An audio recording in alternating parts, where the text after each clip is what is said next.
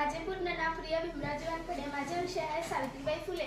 स्त्री शिक्षणाचे बीज रोवले, सन्मानाने जगायला शिकवले। स्त्री शिक्षणाचे बीज रोवले, सन्मानाने जगायला शिकवले। आत्मविश्वास दिला असा की पाऊल नेहमी पुढेच पडले, पाऊल नेहमी पुढेच पडले। ज्यांनी स्त्रियांच्या जीवनातील अजरामरचा अंधकार नष्ट करून त्यांचे जीवन ज्ञानाच्या प्रकाशाने भरभरून टाकले, ज्यांनी प्रवाहाच्या विरोधात जाऊन त्या स्त्री शिक्षणासाठी आपले आयुष्य समर्पित केले, असे थोर व्यक्तिमत्व म्हणजे क्रांतिज्योती सावित्रीबाई फुले। 3 जानेवारी 1831 रोजी सातारा जिल्ह्यातील नायगाव येथे त्यांचा जन्म झाला। आईचे नाव लक्ष्मीबाई, वडिलांचे नाव खंडूजी नेवसे पाटील असे होते।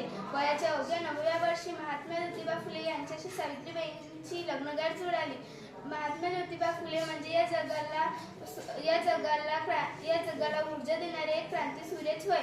त्यांनी प्रथम सावित्रीबाईंना लिहायला वाचायला शिकवले व पुण्यातील बुधवार पेठेत पहिली महिलांची शाळा